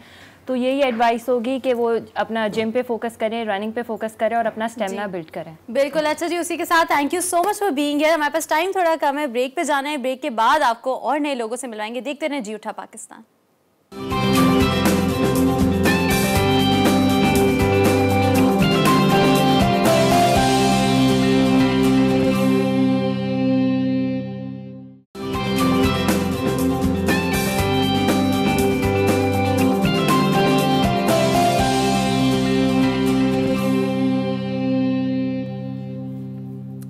Welcome back after the break. आप लोग देख रहे हैं जी उठा पाकिस्तान। जैसे कि मैंने आपको बताया था कि आज वर्ल्ड ट्यूबरकुलोसिस डे है और टीबी की अवेयरनेस हमारे मुल्क में बहुत ज़रूरी है, क्योंकि ज़ाहिर है काफ़ी ज़्यादा लोगों की भी क्या बात करूँ, अगर मैं अपनी भी बात करूँ तो मुझे ख़ुद भी इतनी ज़्यादा इस मर्ज़ के बारे में इंफॉर्मेशन नहीं है, लेकिन ये मुझे ज़रूर पता है कि बहुत डेडली मर्ज़ होता है और काफ़ी मुश्किल होता है इसके साथ रहना। यहाँ तक आप देखें कि इवन कायदे आज़म भी ट्यूबरकुलोसिस से सफ़र कर रहे थे और उससे ही हमें पता चलता है कि आपको कितना ज़्यादा इसकी अवेयरनेस फैलाने की ज़रूरत है, वो भी पाकिस्तान जैसे मुल्क में जहाँ पे लोगों के पास इतना शऊर नहीं है। आज हम चाह रहे हैं यही कि अपने शो से ये शऊर लोगों में पैदा करें, लोगों को टीबी के बारे में एटलीस्ट पता चले, क्योंकि आपको कभी भी नहीं पता होता कि ज़िंदगी में किस किस्म के मसाइल से आप गुजरें और आप फेस कर रहे हो, और कभी भी शायद कभी इस तरह अल्लाह ना करे कि कोई इस तरह टीबी के मर्ज़ से गुजरे, लेकिन आपको अगर थोड़ी इन्फॉर्मेशन होगी तो आप अपने आप की भी मदद कर सकते हैं और अपने अराउंड भी लोगों की मदद कर सकते हैं। तो उसी हवाले से टीबी के बारे में थोड़ी सी बात करते हैं और अपने गेस्ट को इंट्रोड्यूस कराते हैं। हमारे साथ डॉक्टर नेज़त समाना हैं जो कि पटेल हॉस्पिटल से एसोसिएटेड रह चुकी हैं, मामजी हॉस्पिटल से, अब्बासी शहीद हॉस्पिटल से रह चुकी हैं एसोसिएटेड, और टीबी के हवाले से जो फ्रीक्वेंटली आस्क्ड क्वेश्चंस होते हैं, ऐसे सवाल जो आपके दिमाग में भी होंगे, मेरे दिमाग में भी होंगे, कॉमन क्वेश्चंस, वो हम आज इनसे पूछेंगे। अस्सलाम वालेकुम जी, कैसी हैं आप? Thank you so much for being here. उन्हीं के साथ हमें ज्वाइन किया है डॉक्टर गुलाम ने, और डॉक्टर गुलाम अब्बास जो है ना वो डिस्ट्रिक्ट टीबी कोऑर्डिनेटर रह चुके कराची के हैं, बल्कि टीबी स्पेशलिस्ट हैं, चेस्ट कंसल्टेंट हैं और टीबी कंट्रोल प्रोग्राम से भी बहुत क्लोजली एसोसिएटेड हैं लास्ट 13 ईयर्स से। तो इनका एक्सपीरियंस भी बहुत ज़्यादा है और ये हमें बिल्कुल जो कहते हैं ना क्रूड इन्फॉर्मेशन, यानी कि जिस तरह से ये मर्ज़ फैलता है और जिस तरह से लोगों के, ज़ाहिर है लोगों ने रोज़ पेशेंट्स के साथ डील करना है, तो जो सवाल एक आम पेशेंट करता है क्लिनिक में आकर और बाद में जब टीबी उसको हो चुका है उसके बाद वो ये कंसल्टेशन कर रहा है, उसके बाद वो जान रहा है, ये सारी इन्फॉर्मेशन पहले से आप लोगों को बताएंगे। तो बहुत इंपॉर्टेंट शो है और बहुत इंपॉर्टेंट पार्ट में प्रोग्राम के, ज़रूर गौर से सुनिएगा, मुझे भी मदद होगी, आप लोग की मदद होगी। अस्सलाम वालेकुम, कैसे हैं आप? बहुत शुक्रिया आपका भी आने का। आपका बहुत शुक्रिया। और देखिए जैसे मैंने इंट्रो में भी बताया, और हमारी इस प्रोग्राम से कोशिश यही होगी लोगों को अवेयरनेस मिले, फ्रीक्वेंटली आस्क्ड क्वेश्चंस के बारे में पता चले। तो सबसे पहले तो ट्यूबरकुलोसिस या टीबी के बारे में ये है क्या, लोग जानते नहीं हैं, तो would you like to elaborate a little bit on it? आम ज़बान में तो ट्यूबरकुलोसिस टीबी लोगों को इतना पता है, उर्दू बस यही तक, नाम तक ही पता है। तपेदिक है और ये होता है खांसी नज़ले ज़ुकाम के साथ, इतना लोग जानते हैं। वैसे तो जरासीम से पैदा होने वाली वो बीमारियां जो एक फ़र्द से दूसरे फ़र्द में मुंतकिल होती हैं उनको हम इन्फेक्शस डिजीज़ कहते हैं, उर्दू में हम मुतअद्दी बीमारियां कहते हैं। तो इन्फेक्शस डिजीज़ में सर फहरिस्त पे जो है वो टीबी आती है। और ये एक ख़ास जरासीम माइकोबैक्टीरियम ट्यूबरकुलोसिस की वजह से होती है। दूसरा, दुनिया भर में 22 ममालिक ऐसे हैं जिनमें अभी भी ये बीमारी पाई जाती है और पाकिस्तान में उन 22 ममालिक में 5वां नंबर है। और अगर मैं WHO के 2018 के फिगर्स की बात करूं तो रोज़ाना तकरीबन 4500 लोग जो है जान की बाजी हारते हैं सिर्फ टीबी की वजह से। सिर्फ टीबी की वजह से 4500 इज़ अ बिग नंबर। तो इसी से आपको अंदाज़ा होता है कि कितना ज़्यादा सीरियस ये सिचुएशन है या किस तरह की ये जानलेवा किस्म की बीमारी है। अच्छा, ये टीबी के सिम्टम्स क्या होते हैं? क्योंकि आज मैंने जितना कॉमनली जो सुना है ना, बहुत बार लोग कहते हैं कि अगर आपको खांसी बड़ी प्रोलॉन्ग पीरियड तक चल रही है, आप उसको इग्नोर ना करें। तो टीबी में क्या क्या सिम्टम्स आते हैं डॉक्टर साहब? अच्छा, बेसिकली वही बात है कि जैसे डॉक्टर साहब ने कहा कि टीबी जो है हमारी बीमारी ऐसी है, इन्फेक्शियस डिजीज़ है, ये एक से दूसरे को ट्रांसमिट होती है। और इसकी जो ट्रांसमिशन का वजह होती है वो बेसिकली बाय एयर होती है, एयरबॉर्न है। सही। बाकी डिजीज जैसे आती हैं आपकी वाटर बेस है या आपके फूड से है, कंटामिनेटेड ब्लड से दूसरी, उसमें आप फिर भी थोड़ा सा डिस्क्रिमिनेट कर सकते हैं, बाउंड्री कर सकते हैं, बट एयर की नो बाउंड्री है। एयर की नो बाउंड्री है, तो आपका कोई नहीं, सबके लिए एयर। तो डेट्स वाई इसको हम इस डिजीज पे ज्यादा फोकस करते हैं।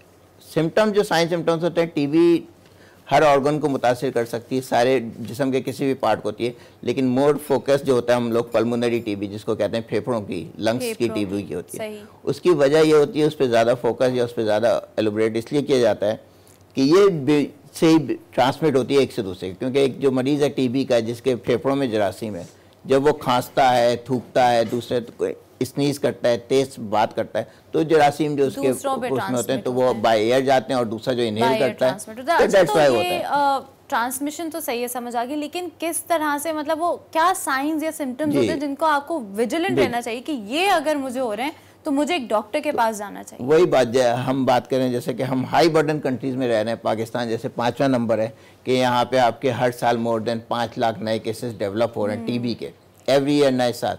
तो जो उसकी मेन सिम्टम्स होती है हम लोग जिस पे मोर फोकस होते हैं कि जिसको भी कफ मोर देन 2 वीक्स है। अच्छा, 2 वीक्स। हालांकि अच्छा आजकल तो खांसी आप देख रहे हैं महीने चल रही है, तो इसीलिए हम कहते हैं कि कम से कम आप उसको स्क्रीन कर दें। बट ये बात नहीं है कि हर खांसी वाला मरीज टीबी का होगा, बट आप जब तक स्क्रीन नहीं करेंगे, उसका टेस्ट नहीं करेंगे। अच्छी बात यह है, और टीबी कंट्रोल प्रोग्राम की एक बिग अचीवमेंट है कि इसमें खांसी जो आपके टेस्ट हैं ये फ्री ऑफ कॉस्ट हैं। जो हमारे सारे सबसे पहला टेस्ट जो सबसे चीप होता है, सबसे इजी होता है, वो एक बलगम का टेस्ट होता है, माइक्रोस्कोपी के जरिए कर सकते हैं। अच्छा। अब हम थोड़ा सा और एडवांस हैं, मोर सेंसिटिव टेस्ट भी अवेलेबल हो गए हैं, एक्सपर्ट टेस्ट है आपका, फिर जो है कल्चर होता है।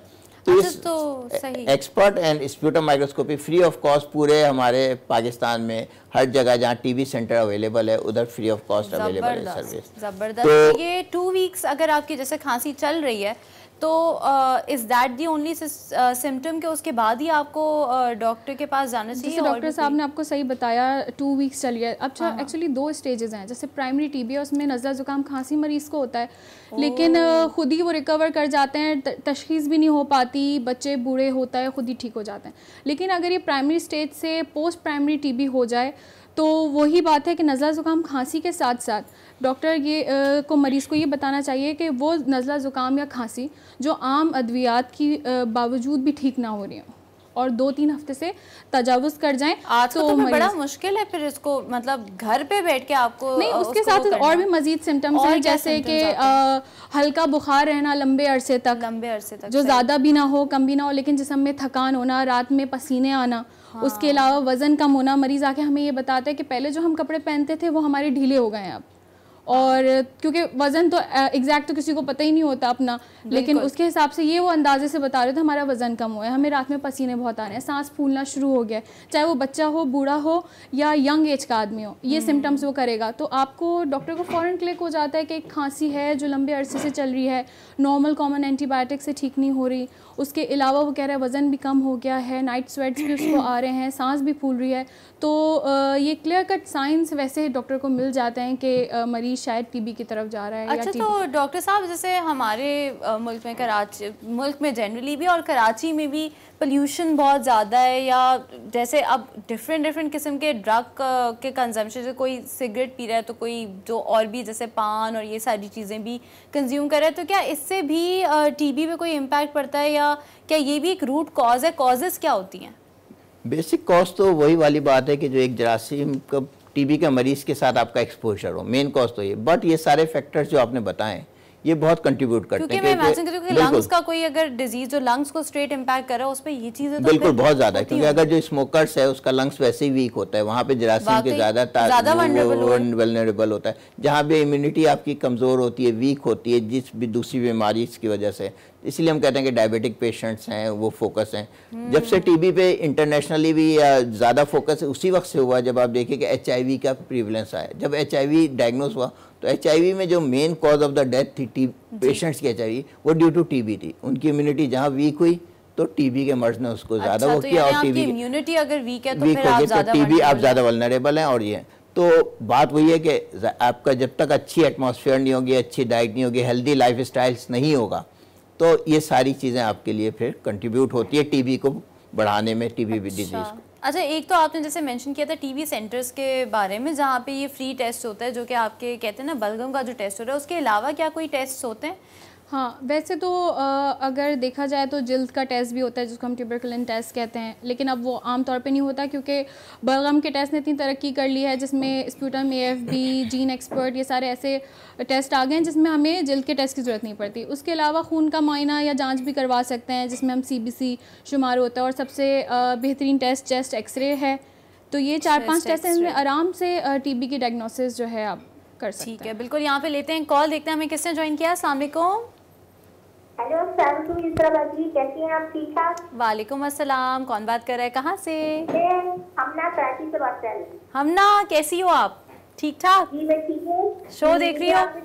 डॉक्टर साहब से बात करनी थी कि अगर ये जो जिसको ये बीमारी होती है तो ये जरासीम दूसरे को भी लग सकते हैं, यानी वाइफ को, बच्चे को, और के बर्तन हमें अलग रखने चाहिए। और दूसरी बात, ये बहुत अच्छा सवाल है कि मेरे बेटे को ना टॉन्सिल्स हुए हैं, बहुत बड़े हैं, तो मैं उसके लिए क्या करूँ? उसका बुखार भी नहीं उतर रहा, 3 महीने हो गए, उसके टॉन्सिल्स बहुत बड़े हैं, तो मैं क्या, यानी कि इसके लिए क्या वो करूँ? आप मुझे बता दें थोड़ा सा ना।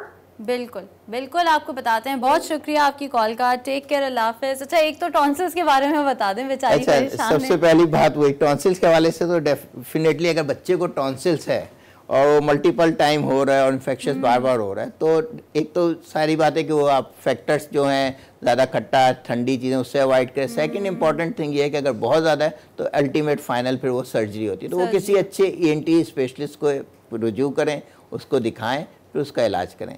सेकंड इंपॉर्टेंट क्वेश्चन जो उन्होंने बहुत अच्छा और बहुत इंपॉर्टेंट क्वेश्चन किया था कि अगर टीबी का एक मरीज डायग्नोस हो जाता है और उसको टीबी की बीमारी तशख़ीस हो जाती है, वो टीबी होती है, तो उसका हम कैसे उसके साथ इंटरेक्शन हो और किस तरह से उसके साथ हो। तो सबसे इम्पॉर्टेंट बात यह कि टीबी का, जैसे हमने पहले ही बात की, ये जो जरासीम है ये लगता है बाय हवा से, खांसने से, थूकने से और स्नीजिंग जगह जगह करने से। पहले तो फिर मास्क, आप मास्क भी मुस्तकिल नहीं, जब खांस अगर घर में जा रहा है तो उसका नॉट पॉसिबल है कि हर वक्त वो 24 घंटे खांसे, मास्क लगाए या सोते हुए लगा के सोए। तो उसको कम से कम हम ये एडवाइस ज़रूर करते हैं कि टीबी के मरीज़ को कि आप जब भी खांसें या ज़ोर से ना बोलें तो आप कम से कम मुंह को कवर कर लें, जगह जगह थूकें नहीं। कोई एक अगर आपको बलगम आ रहा है, खांसी और बलगम आ रहा है, तो आप एक स्पेशलाइज कंटेनर कर लें, बर्तन रखें, उसमें करें और प्रॉपर्ली डिस्पोज ऑफ कर लें। कोई मदर है जिसके साथ बच्चा है, वो खांसते हुए वो उसने दुपट्टे से कवर किया, फिर वही छोड़ दिया, तो फिर उसको प्रॉपर्ली वो वॉश कर लें। जहाँ तक बर्तन है, दूसरी चीज़ें हैं, डेली लाइफ स्टाइल है, उसमें उसका हम कोई परहेज़ नहीं है, ना खाने पीने में कोई परहेज़ है, ना बर्तन शेयरिंग में कोई परहेज़ है। अच्छा। वो अपनी रूटीन लाइफ की भी एयरबॉर्न है ना, मतलब ये तो नहीं है कि आपके मतलब ज़ाहिर है पानी से या आपके मतलब थूक से, लेकिन चूंकि थूक में भी मौजूद होता है, अगर बलगम है या सलाइवा है, इसमें मौजूद ये जरासीम होता है। अगर किसी को डायग्नोस हो गया, वो खाना पे शेयर ना करें किसी के साथ, इलाज की स्टेज पे है, तो इलाज के शुरू के 2-3 हफ्ते बड़े ख़तरनाक होते हैं। बलगम में जरासीम की मिकदार बहुत ज़्यादा होती है, जिसकी वजह से तो इनिशियली तो ये कहा जाता है कि बिस्तर अलग रखें, तौलिया अलग रखें, और बच्चों से को ज़्यादा प्यार ना करें करीब से। दूसरा, जहाँ पे डॉक्टर साहब ने बिल्कुल सही बात कही कि जिस बर्तन में बलगम उसको थूके, क्योंकि ये प्रोडक्टिव कॉफ होती है इस बीमारी में, तो जिसमें ये बलगम वो थूके, बलगम को जमा करने के बाद या तो दफनाएं या उसको जला दें, बिल्कुल ओपनली उसको डिस्कार्ड ना करें, फिर वही बात हो जाएगी। क्योंकि एरोसोल में कि मतलब जलाना या वो, मैं तो सोची थी वैसे बर्तन आप धो लें उसके बाद, तो ये नहीं है। नहीं, बर्तन का असल में वो कॉन्सेप्ट नहीं है, क्योंकि बर्तन में तो खाना वो नहीं होता। जब उसको बलगम आ रहा है या खांसी हो रही है तब उसको कवर करना है। उसके मतलब वो शेयरिंग ऑफ द, उसको इतना हम एज ए वो नहीं करते कि सोशलिस्ट बना जैसे पहले बनी हुई है कि स्टिग्मा अलग कर दें। उसको थोड़ा सा और एडवाइस ये करते हैं कि शुरू के जैसे 15 डेज या 1 मंथ होती है, जब ट्रीटमेंट एक बार टीबी की स्टार्ट हो जाती है, अच्छी बात ये कि विद इन 1 मंथ में वो नॉन इन्फेक्शियस हो जाता है। अगर वो प्रॉपर दवाई लेगा, टाइम पे दवाई लेगा, डॉक्टर के एडवाइस के मुताबिक अकॉर्डिंग टू टैबलेट जो उसको एडवाइस है, तो with in 1 month non infectious हो जाता है, 15 डेज से 1 मंथ। तो वो पीरियड में हम उसको ये एडवाइस करते हैं कि अगर आप ज़्यादा टाइम पीरियड खुली हवा जगह पे उठा रहे हैं, क्लोज कंजेस्टेड माहौल में ना रहें ताकि उसमें रहे। सेकंड थिंग है, सोते वक्त आप थोड़ा सा अलग सोएं, क्योंकि उस वक्त तो आप कंट्रोल नहीं कर सकते अपनी कफ को या तो दीज छोटी छोटी बातों से हम बहुत कंट्रोल। इसके अलावा और कोई लाइफस्टाइल चेंजेस की आपको जरूरत होती है एक्सरसाइज में या खाने पीने में, खाने की इंटेक में? अच्छा, हम लोग यही एडवाइस करते हैं जो भी टीबी होता है कि हम क्या कहते हैं कि जो आपकी अपनी परहेज है दूसरी बीमारी से रिलेटेड, उसको तो आप कंटिन्यू करेंगे, बट टीबी से कोई परहेज नहीं है। अच्छी हेल्दी साफ सुथरी जो डाइट है वो आप खाएं, और उसमें कोई ऐसा परहेज स्पेशल नहीं है। जो आजकल बहुत सा कॉन्सेप्ट होता है, खांसी है तो चावल बंद कर दिया जाता है, चावल पे सबसे ज़्यादा जोर होता है, तो ये सब चीज़ें नहीं है। ठीक है, अच्छा जी, यहाँ पे वक्त आया एक ब्रेकिंग न्यूज़ का, जाके देखिए ये न्यूज़, उसके बाद ज्वाइन कीजिएगा। देखते रहें जी उठा पाकिस्तान।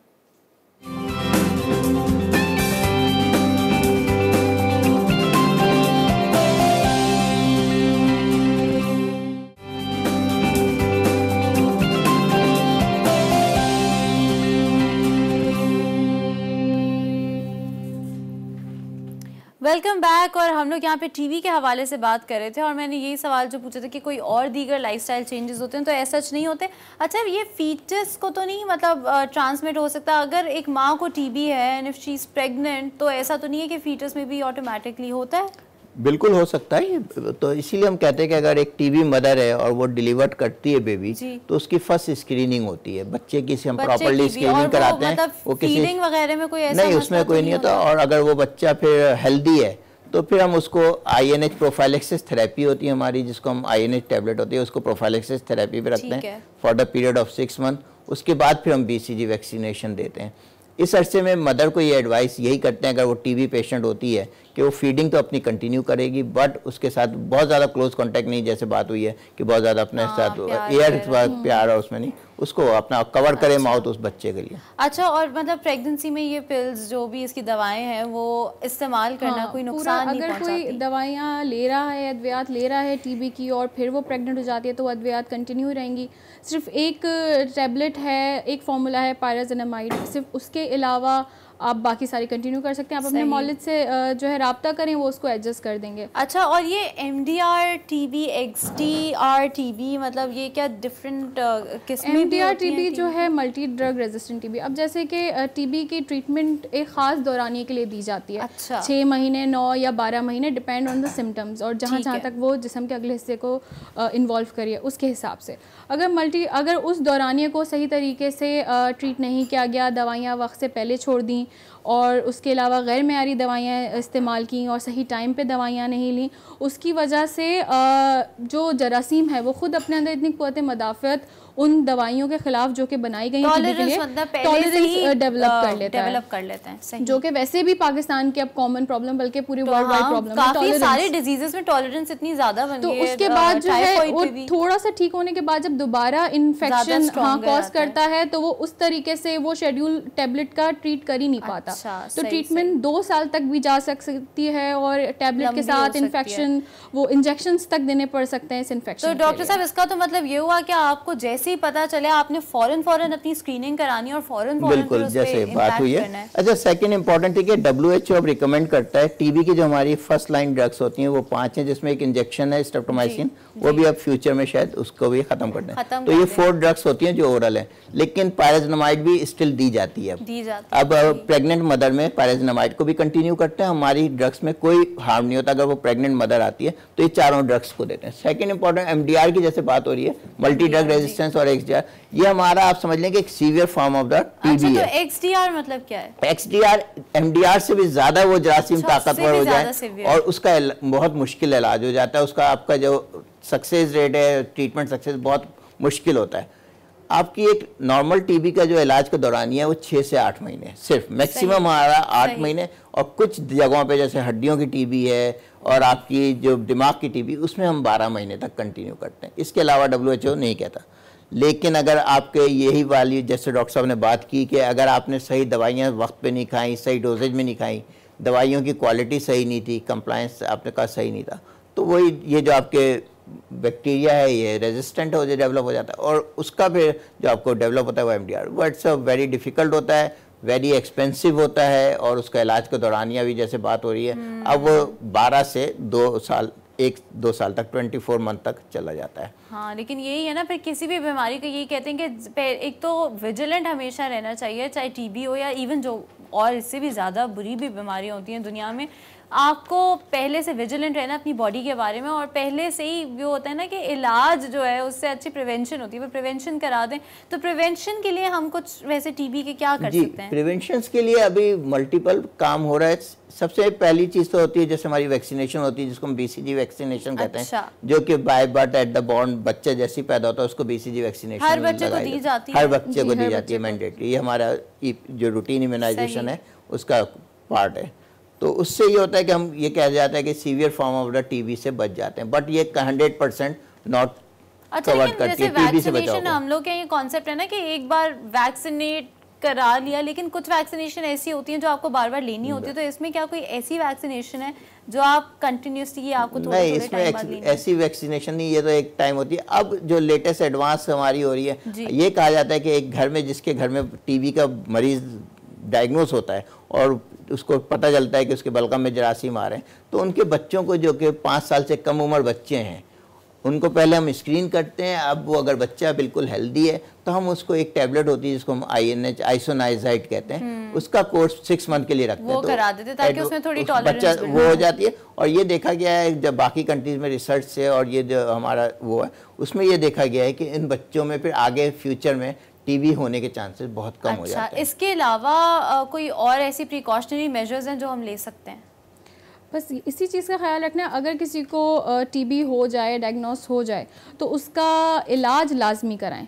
हाँ, क्योंकि आराम से काबिले इलाज मर्ज़ है, ख़तरनाक तो है लेकिन काबिले इलाज है। अगर एक टीबी का मरीज़ जो है वो इलाज ना करवाए तो वो 1 साल में 15 से 20 लोगों को जो है बीमारी फैला सकता है। तो सबसे पहले प्रिकॉशन में तो यही आता है कि आपको अगर पता चल जाए, डॉक्टर आपको बता दे, तो आप इलाज जो है करें और पूरे दौरानिए में करें। हाँ, बाकी वही है, जो वैक्सीनेशन है वो एटलीस्ट पूरी वैक्सीनेशन तो EPI के शेड्यूल में शामिल है। पैदाइश के फौरन ही बाद BCG का जो है आर्म के ऊपर इंजेक्शन। ये वो तो नहीं है जो सबके यहाँ पे निशान ज्यादातर वो स्मॉल पॉक्स या BCG का ही स्कार है। हाँ, तो बचपन से हम सब स्कार रहते हैं। लेकिन बिल्कुल टीबी की अवेयरनेस, आज मकसद ही ये था शो करने का और इस बारे में बात करने का कि टीबी की अवेयरनेस इतनी ज़्यादा इंपॉर्टेंट है। ये छोटी छोटी चीज़ें मुझे भी नहीं पता थी, यकीनन आप लोगों को भी नहीं पता, क्योंकि नॉर्मल ज़िंदगी में हम इन चीज़ों के बारे में सोचते नहीं हैं और समझते नहीं हैं। क्योंकि आज वर्ल्ड ट्यूबरकुलोसिस डे है, तो उस हवाले से एक मैसेज प्लीज़ आप लोग दे दें,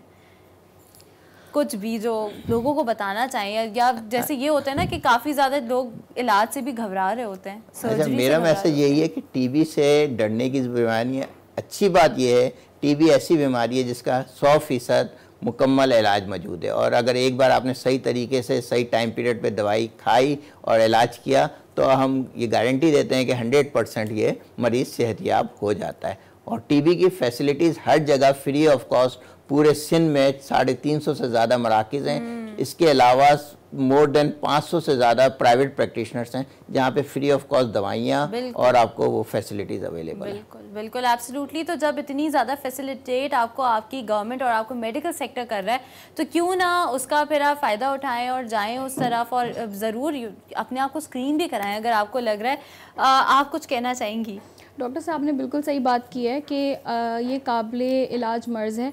लोगों को इसके बारे में इतना पता नहीं है, लेकिन आज के शो से मैं उम्मीद करती हूँ लोगों को इसके बारे में थोड़ा बहुत पता लगा होगा। अगर आपको खांसी है, लंबे अरसे से है, पसीने आना, ये सारे सिम्टम मौजूद हैं तो प्लीज़ जाएं अपने करीबी किसी भी डॉक्टर को जाके दिखाएं, टेस्ट करवाएं। कोई तकलीफ दे टेस्ट नहीं है, स्प्यूटम टेस्ट है सिंपल और चेस्ट एक्सरे है।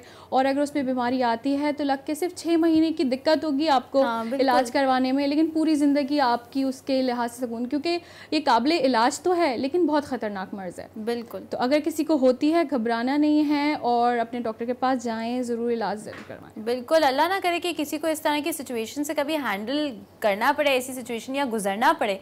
लेकिन इस प्रोग्राम का आज मकसद ही एक था कि कभी आपको देखें आजकल पता नहीं होता कौन, इतने लोग आजकल कितने बड़े बड़े डिजीज़ उनको हो जाते हैं, काफ़ी लोग इसका डट के सामना भी कर लेते हैं और काफ़ी लोग ऐसे भी होते हैं जिनको शायद पता ही नहीं होता और फिर अफसोस ही हो रहा था इनमें कि काश हमें पता तो होता कि हम इस तरह के किसी मर्ज से गुजर रहे होते थे तो हम उसका कुछ इलाज करते। तो आज का प्रोग्राम जो है वो इसी हवाले से था, क्योंकि वर्ल्ड ट्यूबरकुलोसिस डे अवेयरनेस फैलाने का दिन है, तो आप लोग को एटलीस्ट अवेयरनेस तो हो, वैक्सीन्स के बारे में पता हो, चीज़ों के बारे में पता हो। क्योंकि देखिए जिसने भी आज ये शो देखा होगा इंक्लूडिंग मी जो इस प्रोसेस से अभी गुजरी है, तो मेरे दिमाग में एटलीस्ट ये रहेगा कि हाँ ये सिम्टम्स होते हैं। कभी अल्लाह ना करे मुझे या किसी और को जो हमारे देखने वाले उनको इस तरह की सिचुएशन से डील करना पड़े तो दिमाग में आएगा और फिर ये होगा कि नहीं हमें मतलब स्क्रीनिंग करवाने तो जाना चाहिए। और जब इतना फ्री ऑफ कॉस्ट हमें इतना फैसिलिटेट किया हुआ है तो ज़रूर किसी चीज़ को लाइटली ना लें और अगर आपको कभी लग रहा हो तो ज़रूर अपने डॉक्टर्स के पास जाएँ। उसी के साथ नेज़त बहुत शुक्रिया आपका आने का, डॉक्टर गुलाम आप दोनों का आने का बहुत शुक्रिया और हमें इतनी ज़्यादा इन्फॉर्मेशन देने का। Thank you so much for being here. और हमें जाना है एक छोटे से ब्रेक पे। ब्रेक के बाद जो लोग एक्सपेक्ट कर रहे हैं या प्रेग्नेंट लेडीज़ जो मिथ्स हैं हमारी प्रेगनेंसी के हवाले से उसके बारे में थोड़ा बात करेंगे, फर्स्ट टाइम मदर्स के बारे में थोड़ा सा बात करेंगे। तो देखते रहें जियो उठा Pakistan. Go take a break.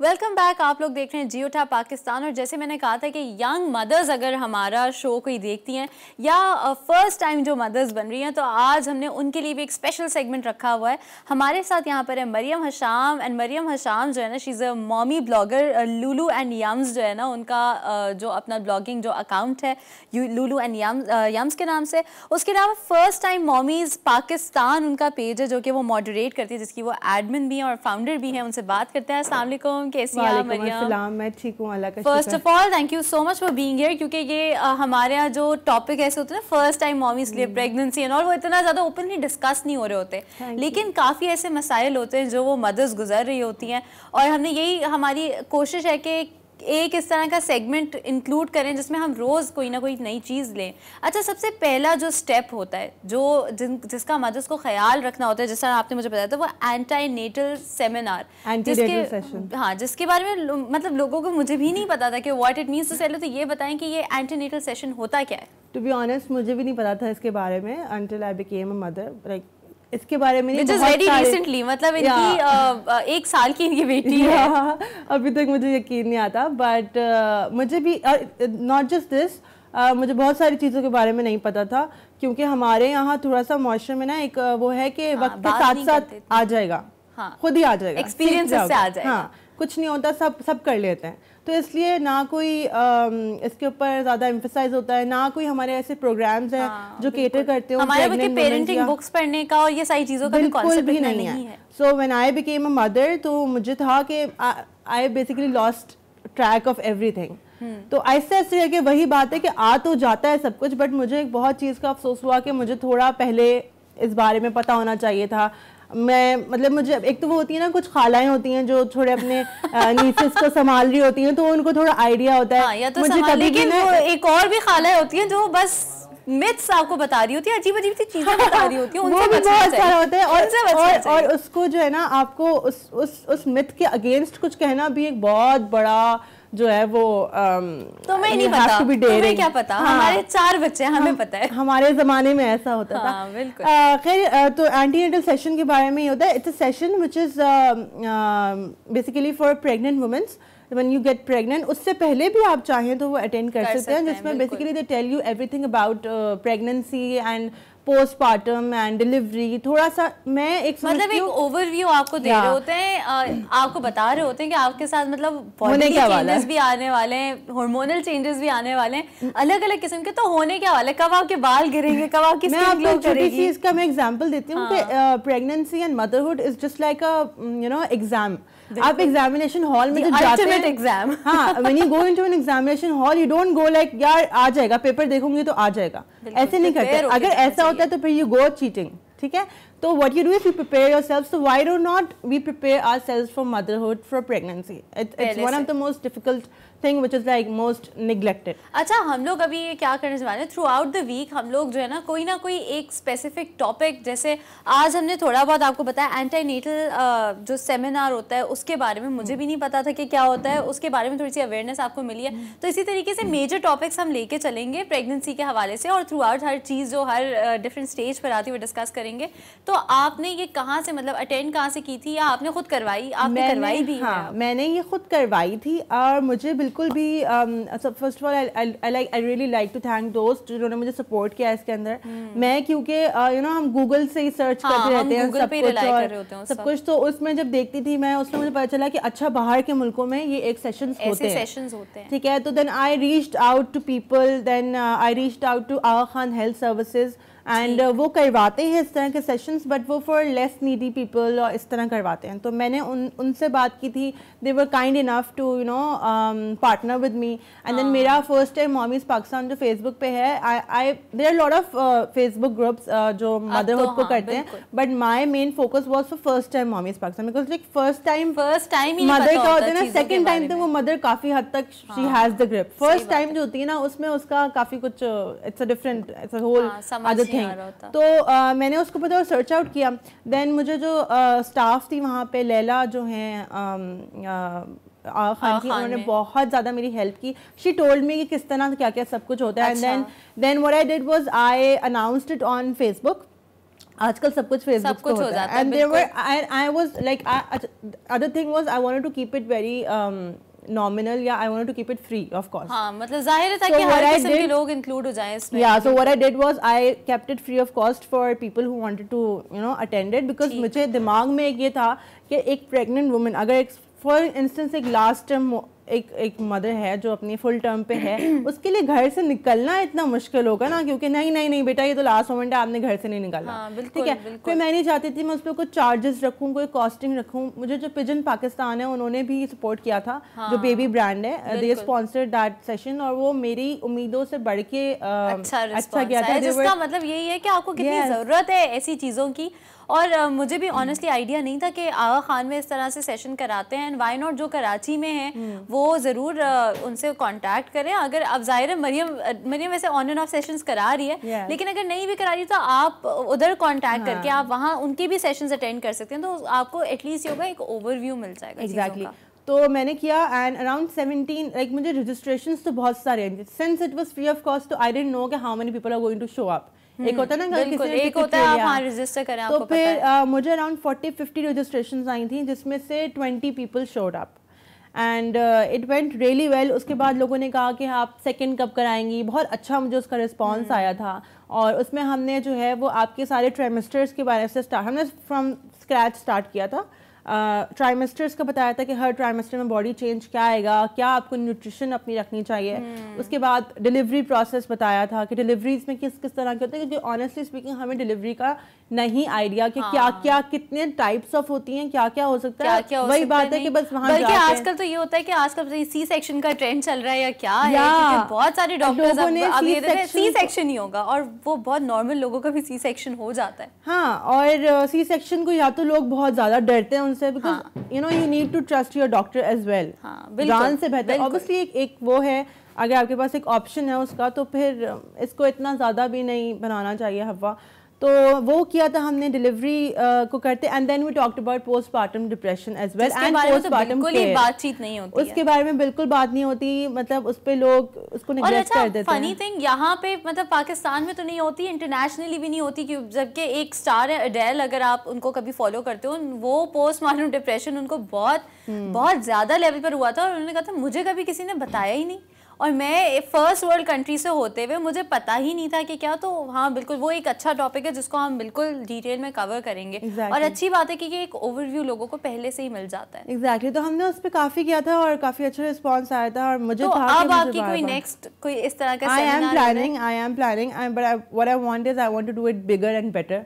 तो अभी जैसे रमज़ान आ रहे हैं तो थोड़ा सा स्लो डाउन हो गया था प्रोसेस, तो that's what I am thinking कि मैं देखती हूँ रमज़ान की या तो फ़ौरन बाद या रमज़ान से पहले, but I am in the process of bringing up. नहीं बिल्कुल, और बहुत रेवोल्यूशनरी चीज़ है क्योंकि आम तौर पे हमारे यहाँ होता नहीं है। शाकरा, बल्कि आप भी अपना मतलब एक्सपीरियंस हमारे साथ शेयर कर सकते हैं। मरियम को पता है मेरा एक्सपीरियंस बहुत अच्छे से, लेकिन मरियम की एक और अच्छी बात ये भी है, जब मरियम ने इंट्रोड्यूस करवाया था उसमें ये तक बताया है कि ये आपकी जो प्रेगनेंसी होती है उन लोगों के लिए भी बहुत अच्छी अवेयरनेस है इस हवाले से कि ये कोई आपकी डिजीज़ नहीं है। Exactly. इसने इस चीज़ को भी बहुत अच्छे से जो है हाईलाइट किया है कि आप उसको डिजीज़ नहीं समझे ना, ये किस तरह से ट्रैवल करती रही है, किस तरह से वो 9th मंथ इसने कैरी किया है, उन सबको इसने बहुत अच्छे से ब्रीफ किया है। ये अच्छा, ये थोड़ी ग्रूमिंग क्लासेस भी ना आई वुड वांट कि अब जब हमने ये सेशन शुरू कर दिए हैं तो थोड़ा आप लेडीज को भी बताएं पहनना क्या है, क्या करना है, क्योंकि वो बेचारी अपना बेबी बम्प कवर करने के चक्कर में जो है ना, वो मुझे बहुत बुरा लगता है, यूं बड़ा सा दुपट्टा आ गया आगे,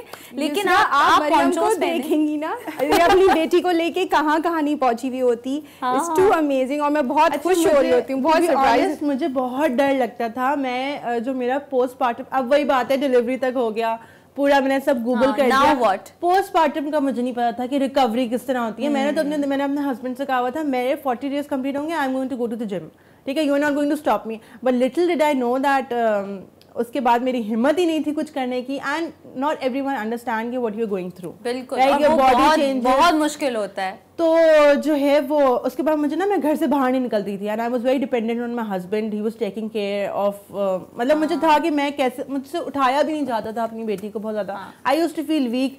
फिर आहिस्ते आहिस्ते करके मैं निकली, तो आई हैव अल्हम्दुलिल्लाह travelled to Turkey, to Dubai, just 1.2, और हम करते हैं। ऑब्वियसली इट्स डिफिकल्ट बट हो जाता है, यही बात है कि अगर आपके पास हिम्मत हो ना, मैनेज करें तो अल्हम्दुलिल्लाह सब हो जाता है, एंड उसको अपने आप को प्रिपेयर करें अच्छी तरह।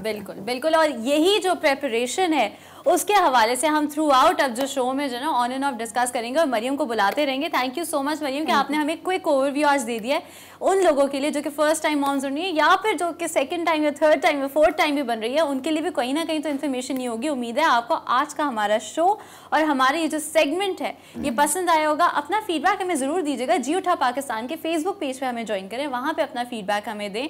और उसी के साथ thank you so much Shakra कि आपने ज़बरदस्त किस्म की जो टिक्कियाँ बनाई हैं वो तो खैर बहुत ही मज़े की, मैंने शो में ब्रेक में ट्राई कर ली थी, और जो मटन मसाला बना है वो भी बड़ा ज़बरदस्त है। तो बहुत शुक्रिया आपका बनाने का मरियम, आपका आने का, अपनी बच्ची के साथ भी टाइम निकालने का बहुत शुक्रिया, but it's going to be for a good cause. तो हम बहुत एक्साइटेड हैं कि आप हमें ऑन एंड ऑफ ज्वाइन करने वाली हैं, और आप सबका देखने का बहुत शुक्रिया।